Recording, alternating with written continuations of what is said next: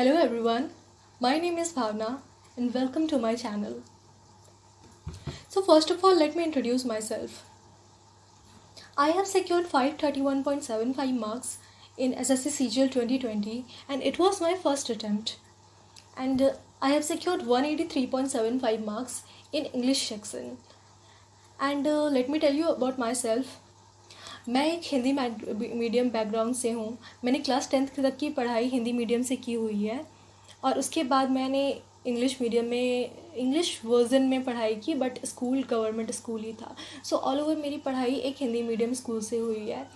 और अगर मैं एक हिंदी मीडियम स्कूल से होने के बावजूद 180+ मार्क्स ला सकती हूँ तो believe me, all of you can, any of you can attain this much marks.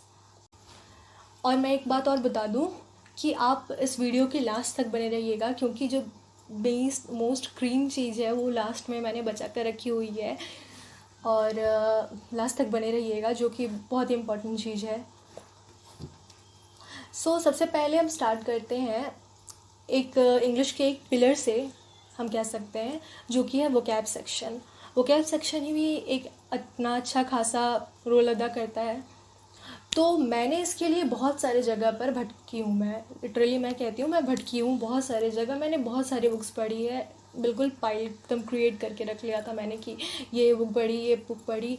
और मुझे एट लास्ट जो बुक सबसे बेनिफिशियल लगी उसी पे मैं प्री में स्टिक हुई. मुझे किन्हीं ने बताया था उस बुक के बारे में और मैं प्री में उसी से मैंने पढ़ाई की और मैंने मेंस में भी उसी बुक से पढ़ाई की. और वो बुक लिटरली मुझे लग गया कि और बुक पढ़ने की ज़रूरत ही नहीं थी, वो बुक बेस्ट थी. और वो बुक है, मैं आपको बुक दिखा देती हूँ, ब्लैक बुक. सो ये बुक जो है, ये मतलब इसके अंदर सब कुछ है. OWS, इडियम्स एंड फ्रेजेस, और भी सिनोनिम्स, एंटोनिम्स. और एक और सेक्शन है इसमें, द हिंदू के एक अच्छे वर्ड्स इसमें कंपाइल किए हुए हैं. अगर आपके बाकी प्रीवियस ईयर क्वेश्चंस हो जाते हैं तो आप द हिंदू के वोकैब्स पढ़ सकते हैं. और वो वोकैब्स वो काफ़ी अच्छे लेवल के वोकैब्स होते हैं. अगर कुछ इधर उधर से आएगा तो उसी से आएगा, मतलब मोस्ट प्रोबेबली आएगा. अब इधर उधर से तो कहीं भी आ सकता है, उतना तो हमें 1% का तो पता नहीं रहता है. लेकिन इस बुक से मैंने पढ़ाई की और ये बुक पढ़ लेने के बाद मुझे नहीं लगता कि वोकैब में आपके मतलब 90% क्वेश्चन छूटने वाले हैं. इससे ही आएंगे 90% प्रीवियस ईयर क्वेश्चन होंगे और इसी से आएंगे. अब रही बात, ये बुक भी अच्छी खासी मोटी है, पढ़नी तो मुश्किल हो जाती है जो भी स्टार्ट कर रहे होते हैं. तो कैसे हम याद कर सकते हैं इस बुक को? तो मैं आपको बताती हूँ कि इस बुक को कैसे पढ़ सकते हैं. जैसे हम सबसे पहले OWS सेक्शन उठाया हमने. सबसे पहले हमें एक पेज उसका ख़त्म करना है. एक पेज हमने पढ़ लिया. अब नेक्स्ट डे जब हम दूसरा पेज पढ़ने जाएंगे उससे पहले हमें उसका पहला पेज पढ़ना है. और जब आप एक पेज पढ़े तो देखिए, इस तरह से मैं स्क्रीन पे पिक्चर लगा दूँगी. इस तरह से नीचे में पहला टिक लगा देना है आपको. एक टिक आपको लगा देना है नीचे में. उसके बाद जब आपने दूसरी बार पढ़ा तो फिर आपको दूसरा टिक लगा देना है. फिर जैसे जब दूसरे दिन नेक्स्ट पेज पढ़ोगे तो फिर पहले पेज पे आओगे, फिर आपको दूसरा टिक लगा देना है. फिर आपको यहाँ पर पढ़ना है, ये दूसरा पेज पढ़ना है. पहला पेज रिवीजन कर लेने के बाद ये पेज पढ़ लिए. तो इस तरह से आपका एक दिन पहले का रिवीजन भी हो गया, एक दिन आगे का आपने पढ़ाई भी कर ली. उसके बाद फिर आपको इसी तरह से जिस दिन नेक्स्ट डे आपको एक और पेज पढ़ना है, पिछले वाला रिवाइज़ करना है. नेक्स्ट डे एक दो और पेज और पिछले बार रिवाइज़ करना है. इस तरह से करते करते आपका बहुत आसानी से ख़त्म हो जाएगा. कोई बड़ी बात नहीं है. धीरे धीरे आप अपना नंबर भी बढ़ा सकते हैं. एक पेज से 2 पेज कर सकते हैं जब आपको आपकी एफिशिएंसी बढ़ती हुई दिख रही होती है. तो इसी तरह से OWS, idioms and phrases, synonyms, antonyms और ये सब सारे कुछ कंप्लीट कर सकते हैं आप. इस बुक से आराम से हो जाएगा. और इसी तरह से रिवीज़न करना बहुत इंपॉर्टेंट होता है वोकैब्स. और एक और बात बताती हूँ, अगर आपको कोई वर्ड कितना भी याद कर लो नहीं हो रहा है याद, तो एक mnemonicdictionary.com करके एक वेबसाइट है. आप उसमें उस वेबसाइट पे जाइए, कोई भी वर्ड उसमें टाइप कर दो, सर्च बार में कोई भी वर्ड टाइप कर दो, उसके नेमोनिक्स आ जाएंगे. उसमें मतलब बहुत सारे नेमोनिक्स आ जाते हैं. जो भी आपको बेस्ट लग रहा है उसको अपने बुक में लिख लो. और उसके बाद जब आप रिवाइज़ करोगे तो उस नेमोनिक्स को ही रिवाइज़ करो, तो आपको मतलब बहुत आसानी से याद हो जाता है चीज़ें. तो मैंने काफ़ी ये सब किया हुआ है. तो याद करने के लिए, क्योंकि सच में याद नहीं होता है, वो तो मैं भी मानती हूँ बहुत मुश्किल होता है याद करना, तो हम कुछ ना कुछ तो ट्राई करते ही रहते हैं। उसके बाद ये हो गया वोकैब सेक्शन। उसके बाद आती है बारी ग्रामर की। तो ग्रामर के लिए ये है नीतू सिंह की बुक। ये book Bible, it is Bible for English grammar section. और इसको आप कर लो, इसको मतलब डेली एक ग्रामर का एक चैप्टर उठाओ, एक ग्रामर का चैप्टर उठाओ, ग्रामर का चैप्टर पूरा ख़त्म करना है। नेक्स्ट डे, मतलब अब थोड़ा सा स्टार्टिंग में टाइम लग सकता है, सब कोई को अलग अलग टाइम लगता है, शुरू में तो टाइम लगेगा, धीरे धीरे करके टाइम कम होते जाएगा, काफ़ी कम हो जाएगा जब रिवाइज़ करते जाओगे तो। उसके बाद आपको नेक्स्ट डे क्या करना है, जब एक दिन पढ़ लिया तो नेक्स्ट डे आपको इसका जो एक्सरसाइज दिया हुआ है वो एक्सरसाइज करना है, कुछ I guess somewhere around 20 to something, I mean हो सकते हैं 40 क्वेश्चन ऐसे हो सकते हैं। ये कर लिया। उसके बाद एक और बुक आती है, ये है a mirror of common error bye A.K. Singh sir, Ashok Kumar Singh sir. तो इस बुक से आप इसके भी वो मतलब जैसे अगर नाउन का चैप्टर मतलब नीतू सिंह से उठाया तो वही सेम चैप्टर इस बुक से, वो इस बुक के जो चैप्टर के पीछे में 51 क्वेश्चंस है उस क्वेश्चंस को कर लो, उन क्वेश्चंस को आप कर लोगे। उसके बाद आपको मतलब काफ़ी हद तक क्लैरिटी आ जाती है, उससे भी कर लिया, इससे भी कर लिया, जो नहीं आया उसके पीछे सॉल्यूशंस गिवन होते हैं, आप उस सॉल्यूशन को देखो, समझने की कोशिश करो, नहीं आता है स्टार मार्क करो और बार बार उसको रिवाइज करते रहो, बार बार इस तरह से रिवीजन करते रहो। मतलब ऐसा नहीं होना चाहिए ना कि नीतू सिंह बंद होनी ही नहीं चाहिए। आप एक बार ग्रामर सेक्शन ख़त्म करो, दोबारा आओ, फिर ख़त्म करो, फिर दोबारा आओ, फिर ख़त्म करो, फिर दोबारा आओ। लोग थोड़ा सा मतलब होता है ना सेटिस्फाइड हो जाते हैं कि नहीं एक बार तो कर लिया, अब करेंगे हम, मतलब अब एग्ज़ाम आने तो फिर एग्ज़ाम टाइम करेंगे, तो नहीं ऐसा नहीं होता, आपको बार बार करते रहना पड़ता है। तो अब बुक्स की मैं बात करूँ तो बुक्स इतनी ही है, आपको आश्चर्य हो रहा होगा, लेकिन यही 3 बुक है जो मैं आपको रिकमेंड करूँगी, इन्हीं 3 बुक को करना है और ये मल्टीपल टाइम्स करना है, क्योंकि अब बचा क्या, अब तो कुछ बचा नहीं, बस हमारे वोकैब्स होते हैं, ग्रामर होता है, ग्रामर के अंदर ही फिल इन द ब्लैंक्स आ जाता है, कॉमन एरर आ जाता है। कॉमन एरर के लिए ये जो अ मिरर की बुक है उसके पीछे में बहुत सारे एक्सरसाइजेस दिए हैं, वो सारे के सारे एक्सरसाइजेस आपको करने होते हैं, सारे एक्सरसाइजेस कर लो और ये सारे बुक कर लेना। I think more than enough है फॉर मतलब सम ऑफ द पार्ट्स। अब बात आ गई इतने मार्क्स में तो आपका हाफ, आई मीन 80% सिलेबस तो 100% कवर हो गया बोला जाए तो, लेकिन फिर भी मार्क्स 180 प्लस मार्क्स या 190 प्लस मार्क्स या 170 प्लस मार्क्स भी इतने में से आना थोड़ा मुश्किल हो जाएगा, क्योंकि इंग्लिश इस बार 29 जनवरी की हम सब जानते हैं कि अच्छे लेवल की आई थी और कॉम्प्रिहेंशन अच्छे लेवल का आया था।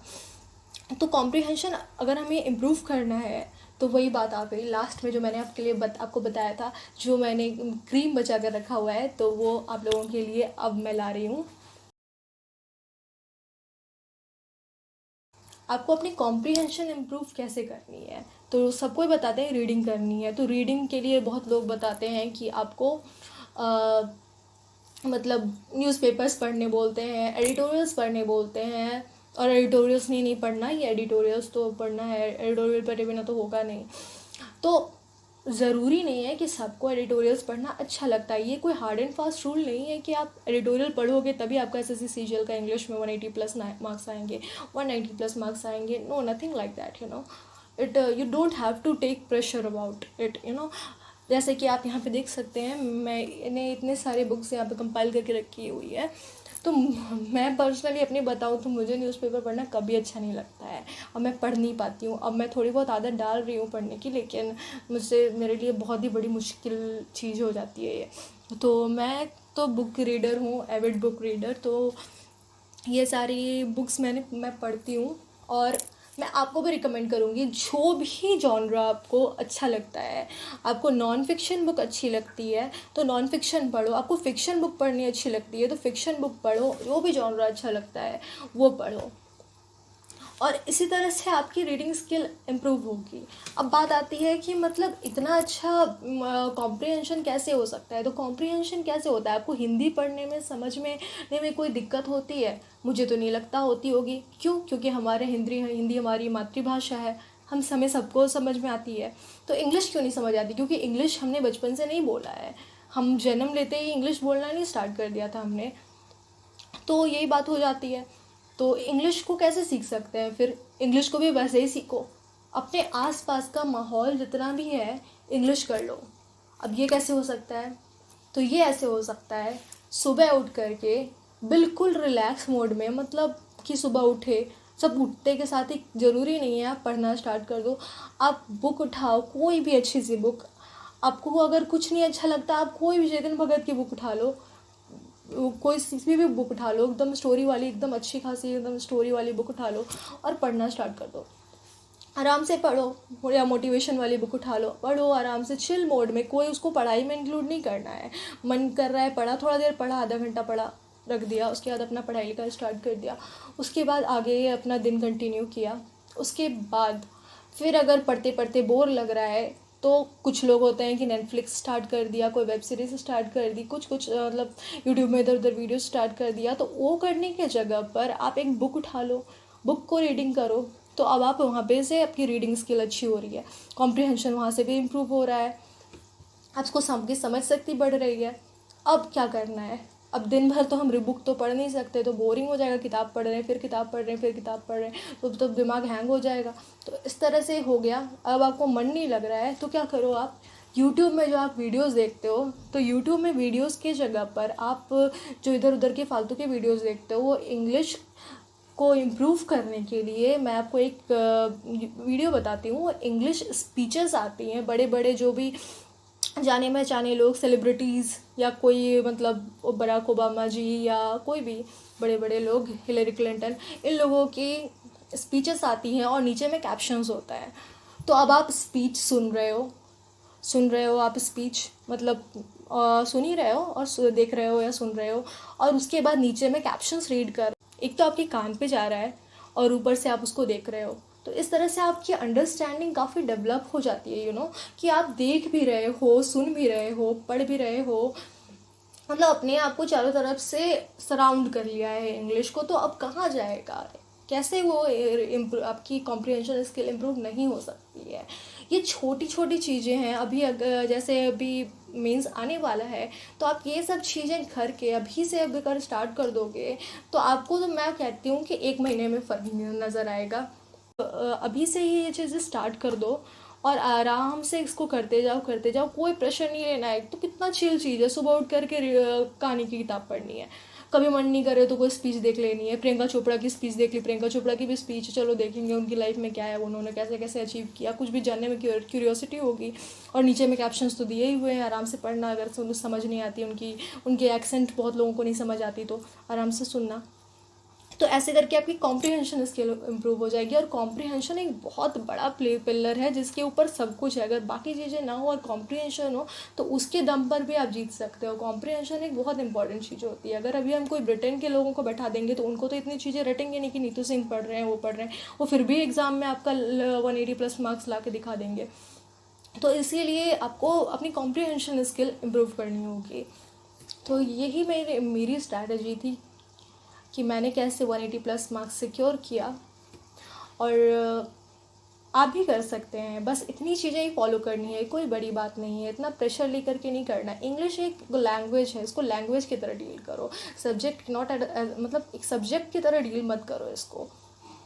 नॉर्मली इसको मतलब हंसते हंसते, मतलब आराम से, जब मैथ से बोर हो रहे हैं तो आराम से इंग्लिश कर रहे हैं, अच्छे से कर रहे हैं, और थोड़ा सा टाइम दे करके भी करना है, लेकिन उतना प्रेशर लेके नहीं करना है। किसी भी चीज़ को प्रेशर लेकर करोगे तो ख़राब हो जाएगा।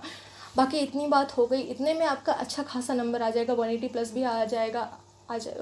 और बाकी कुछ होता है, एग्ज़ाम अटेम्प्ट करने का तरीका भी होता है, वो मैं धीरे धीरे बताऊँगी आगे आने वाली वीडियोज़ में, बने रहिए आप लोग। बाकी इतने में आपका काफ़ी अच्छा हो जाएगा। ये अभी के लिए इम्पॉर्टेंट है, बाकी आगे धीरे धीरे करके जैसे टाइम आता जाएगा मैं बताती जाऊँगी चीज़ें। इंग्लिश इतना आप कीजिए, काफ़ी अच्छा हो जाएगा। So that was all for today's video. I hope आप लोगों ने इससे कुछ ना कुछ गेन किया हो और आप लोगों को ये वीडियो हेल्पफुल लगी हो। तो मिलते हैं नेक्स्ट वीडियो में। Till then bye bye.